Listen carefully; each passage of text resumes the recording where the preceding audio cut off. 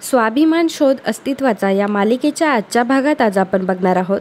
मेघनाने पल्लवीला phone करून बोलवलेलं असतं. मेघना पल्लवीला म्हणते, हे यांनी आणलेलं पिस्तूल मी कपाट उघडलं आणि खाली पडलं. पल्लवी म्हणते की काहीतरी मोठं करण्याचा विचार करतायत ते. मेघना म्हणते की पल्लवी मला तर खूपच टेन्शन येतंय. पल्लवी म्हणते की तुम्ही घाबरू नका मेघनाताई, आपण हे पिस्तूल जर कुठे बाजूला लपून ठेवलं तर त्यांना नक्कीच संशय येईल. पल्लवी तिच्या पदराने ते पिस्तूल हातात घेते आणि त्याच्यातल्या गोळ्या बाहेर काढते. परंतु त्याच वेळी विनायक मात्र खोलीच्या दिशेने येत असतो. आता आपण यातल्या सगळ्या गोळ्या बाहेर काढून टाकल्यात. आता तुम्ही हे पिस्तूल जिथे होतं तिथे ठेवून द्या. मेघनाने पिस्तूल आहे त्या जागी ठेवलेलं असतं. विनायक मात्र त्याच दिशेने येत असतो आणि विनायक दरवाजा उघडतो. त्यावेळी पल्लवी मेघनाला पाणी देत असते आणि म्हणत असते, मेघनाताई जरा काळजी घेत जा. विनायक म्हणतो की पल्लवी तू काय करतेयस इकडे. पल्लवी म्हणते की मेघनाताईंना चक्कर येत होती ना, तर त्रास होतोय की काय बघायला आले होते. पण त्यांना अजूनही बरं वाटत नाहीये, म्हणून मी त्यांना सांगत होते की वेळच्या वेळी खात पीत जा. पण तुम्ही आलाय म्हटल्यावर आता तुम्ही त्यांच्याकडे लक्ष द्यालच. विनायक म्हणतो की अर्थातच. पल्लवी म्हणते की मेघनाताई मी येते आणि अजिबात घाबरू नका आणि मी सांगितलं तेच करा. पल्लवी तिथून निघून जाते. पल्लवी तिच्या रूममध्ये येते, बाप्पाची मूर्ती हातात घेते आणि म्हणते की बाप्पा तू तर सगळं बघतोयस. मी जे घराच्या भल्यासाठी ठरवलंय ते सुखरूपपणे पार पडू देत. घर पुन्हा एकदा हसत खेळता आणि आनंदी होऊ देत. तुझा आशीर्वाद कायम पाठीशी असू दे बाप्पा. दुसऱ्या दिवशी सकाळी विनायक आवरावर करत असतो. मनामध्ये म्हणत असतो, आज प्रॉपर्टीचे सगळे पेपर्स माझ्या ताब्यात येतील. मग घराचा राजा तर मीच, एका घरातून हाकलून देणार आणि इथे मीच राज्य करणार. विनायक कपाटातून त्याची पिस्तूल काढतो आणि पिस्तूल चेक करतो तर त्याला समजतं की त्याने याच्यात गोळ्या ठेवल्या होत्या. तो विचार करतो की अरे मी तर गोळ्या भरून ठेवल्या होत्या. मी हे सर्व घेऊन आलो, इकडे ठेवलं. तेवढ्यातच विभावरी मेघनाला आवाज देत असते. त्यामुळे विनायक ती पिस्तूल तशीच बॅगमध्ये ठेवतो आणि बाहेर निघून जातो. तर विनायकच्या बर्थडेची सगळी तयारी झालेली असते. सगळं डेकोरेशन पार पडलेलं असतं. पल्लवी छान आवरून बाहेर येते. पल्लवी विचारते की शांतनू तुम्ही आवरलं पण सगळं. शांतनू म्हणतो की पल्लवी आता यापुढचं तुला करायचंय. पल्लवी म्हणते की हो तुम्ही माझ्यासोबत आहात ना सगळे. सर्वजण हो म्हणतात. पल्लवी विचारते की विनायक दादा आले नाहीत ना अजून. मेघना म्हणते की नाही अगं, आणि मी सुद्धा त्यांना मुद्दाम फोनच नाही केला. तर इकडे विनायक मात्र प्रॉपर्टीचे पेपर्स घेऊन आलेला असतो. विनायक म्हणत असतो की फायनली एवढ्या मेहनतीनंतर प्रॉपर्टीवर माझं नाव लागलंय. आता सूर्यवंशींच्या प्रॉपर्टीचा एकमेव मालक विनायक सूर्यवंशी. आता शांतनू, पल्लवी, आई, बाबा यांना काय करायचंय ते करू देत. आता मला काहीच फरक पडणार नाही. पल्लवी दाराजवळच विनायकची वाट बघत असते. पल्लवी सर्वांना सांगते की विनायक दादा आले. सर्वजण सावध होतात. विनायक जेव्हा घरामध्ये येतो तेव्हा डेकोरेशन पाहून थक्क होतो. विनायक म्हणतो की अरे बापरे, एवढी मोठी तयारी. तुम्हाला सर्वांना माझा वाढदिवस लक्षात होता का. प्रभाकर सर म्हणतात की अरे विनायक, आम्ही याच दिवसाची वाट बघत होतो. शांतनू म्हणतो की अहो बाबा त्याला आतमध्ये तर येऊ द्यात. तर विभावरी म्हणते की चला ओवाळून घेऊयात का. पल्लवी म्हणते की नाही थांबा. पल्लवी म्हणते की अहो आज दादांचा वाढदिवस आहे आणि ते आपल्यासाठी किती स्पेशल आहे हे आपण त्यांना दाखवून द्यायला नको का. विनायक मात्र मनात म्हणत असतो की पल्लवी तू कितीही हुशार असली तरी आता काहीही करू शकत नाही, कारण आता सगळी प्रॉपर्टी माझी आहे. तर पल्लवी मनात म्हणत असते की तुमच्या पापाचा घडा भरलाय विनायक दादा, आता तुम्हाला कायम लक्षात राहील असंच सेलिब्रेशन होणार आहे. विनायक सर्वांना म्हणत असतो की तुम्ही तर उगाचच करताय माझ्यासाठी हे सर्व. मला यातलं काहीच नको आहे. मला फक्त तुमचे आशीर्वाद हवेत, दॅट्स इट. विनायक एक एक करून सर्वांचे आशीर्वाद घेतो. शांतनूचीही गळाभेट घेतो. शांतनू देखील विनायकला बर्थडे विश करतो. नंतर विनायकचे लक्ष मोठ्या आईकडे जातं. मोठी आई मागे उभी असते. विनायक चालत तिच्याकडे जातो. विनायक तिचा देखील आशीर्वाद घेतो. मोठी आई त्याला आशीर्वाद देते की तुला चांगली विचार करण्याची बुद्धी मिळो. अरे म्हणजे तू आत्तापर्यंत सगळ्या घराच्या पाठीशी उभा राहिलास ना, तसाच इथून पुढे पण राहा. ज्योती म्हणते की आता चला ना आपण बर्थडे सेलिब्रेट करूयात. तर विभावरी म्हणते की अगं दिवसभर तो बाहेर होता, त्याला जरा फ्रेश होऊ देत की याच कपड्यांमध्ये सेलिब्रेशन करायचं आहे. शांतनू विनायकला बर्थडे गिफ्ट देतो. तेव्हा विनायक म्हणतो की अरे याची काय गरज होती. शांतनू म्हणतो की जाऊ दे, तुझा बर्थडे आहे. विनायक म्हणतो की बरं ठीक आहे, मी आता फ्रेश होऊन आलो. विनायक तिथून निघून जातो. पल्लवी मेघनाला सांगते की मेघनाताई तुम्ही पण जाता का आणि विनायक दादांकडे लक्ष ठेवा. मेघनासुद्धा मागोमाग निघून जाते. विभावरी पल्लवीला म्हणते की पल्लवी आपण जसं ठरवले तसं सगळं होईल ना. पल्लवी म्हणते की तुम्ही अजिबात काळजी करू नका, सगळं काही ठीक होईल.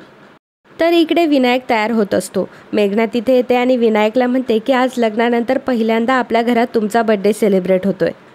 किती छान वाटतंय ना. विनायक म्हणतो की उगाच लाडीगोडी लावायची काही गरज नाही आहे. मी आज खुश आहे कारण माझं एक महत्त्वाचं काम झालं आहे आणि लवकरच पुढच्या कामाचाही निकाल लावणार आहे मी.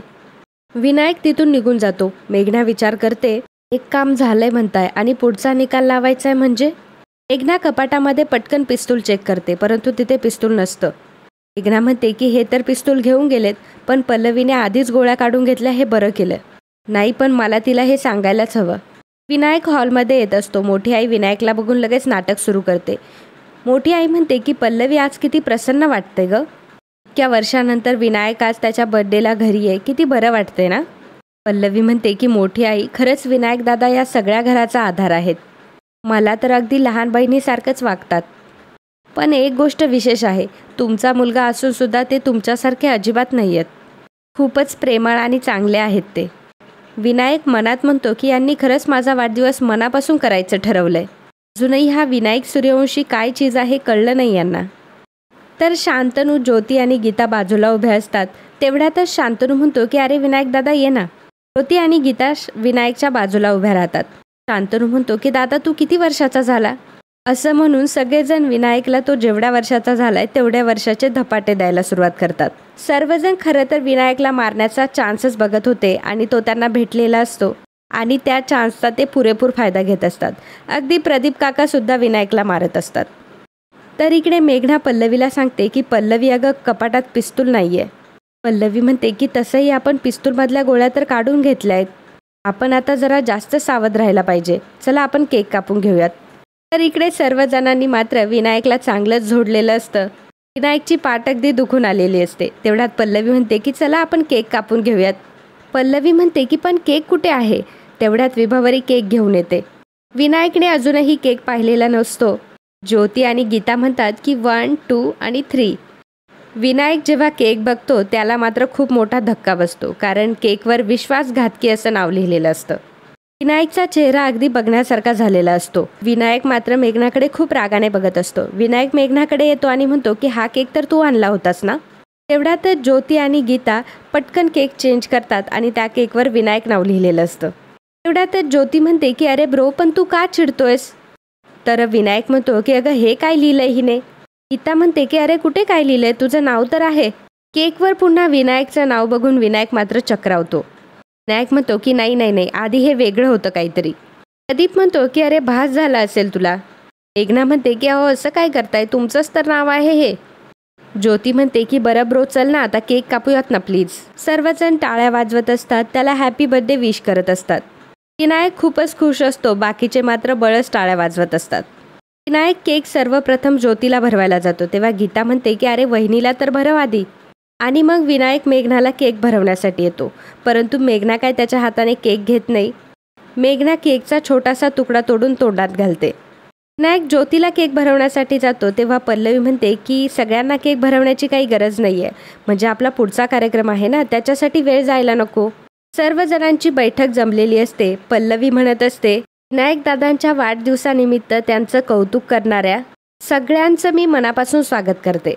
विनायक दादांच्या अंगातल्या नाना कला, त्यांची वेगवेगळी रूपं आज आपण इथे बघणार आहोत.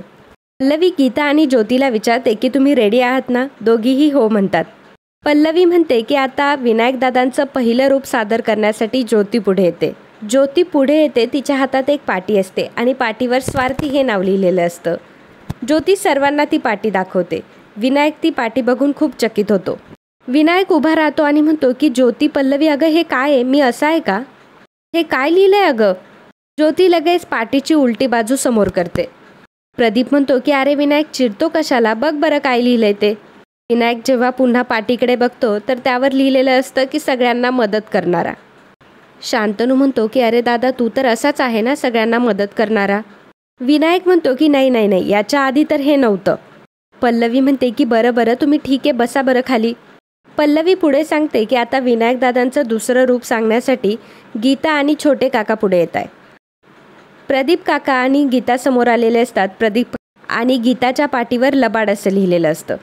विनायकला पुन्हा एकदा धक्का बसतो. विनायक उभा राहतो आणि म्हणतो की काय चाललंय हे? आता हे क्लिअर दिसतंय की इथं लबाड आणि खोटारडा लिहिलंय.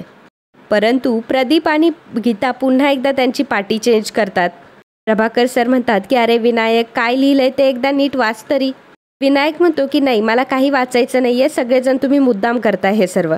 मला काही बर्थडे सेलिब्रेशन वगैरे नको आहे, बास करा आता हे. आणि मित्रांनो, आजचा हा भाग इथेच संपतो. पुढील भागात आपल्याला पाहायला मिळणार आहे, पल्लवीने एक व्हिडिओ क्लिप पडद्यावर लावलेली असते. पल्लवी म्हणते की त्या दिवशी आईंचा वाढदिवस होता. मोठी आई उभी राहते आणि म्हणते की त्याच दिवशी शांतनूला गोळी घालून मारण्याचा प्रयत्न केला गेला. शांतनूने जेव्हा आधी तिला आई म्हणून स्वीकारण्याचं ठरवलं तेव्हा मात्र ह्या विनायकचा संयम संपला.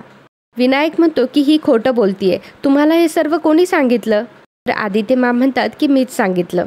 तर मित्रांनो, कालच्या भागात कमेंट करणारे आपले दर्शक होते सुमन धेंडे, पल्लवी खरात, भाग्यश्री चहारे, नम्रता, अश्लेषा उपासनी, रेश्मा भगत, कोमल घाडगे, शिवा राव, ज्योती पाटील, कुमुद माकडे, पौर्णिमा पटेल, मुकुंद कुलकर्णी, नम्रता, अश्लेषा, बीना परांजपे, अमृता भगवान, स्वामी काते, विधी एच, उज्ज्वला माने, कोमल घाडगे, नयन एलगारे, दीप्ती तलवार, सानिका म्हात्रे, लता गुरव, योगिता साळवे, चैत्रा चुरी, धनश्री देशमाने, चित्रा, अश्लेषा उपासनी, कविता, कीर्ती बनावट, रोहिणी राजेंद्र पोताळे, प्रियाज रेसिपी, आराधना, अजय वाकचौरे, संगीता जगताप, मधुकर मोत्राचे,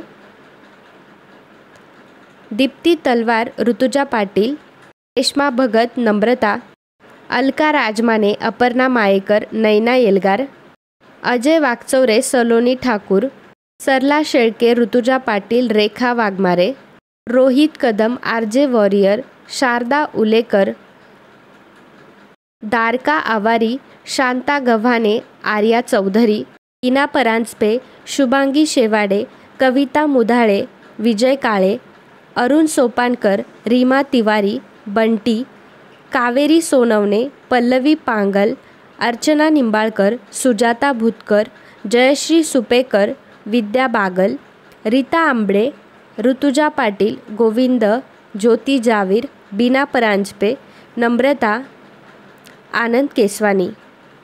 तर मित्रांनो, या सर्वांनी व्हिडिओला खूप छान प्रतिसाद दिल्याबद्दल खूप खूप धन्यवाद.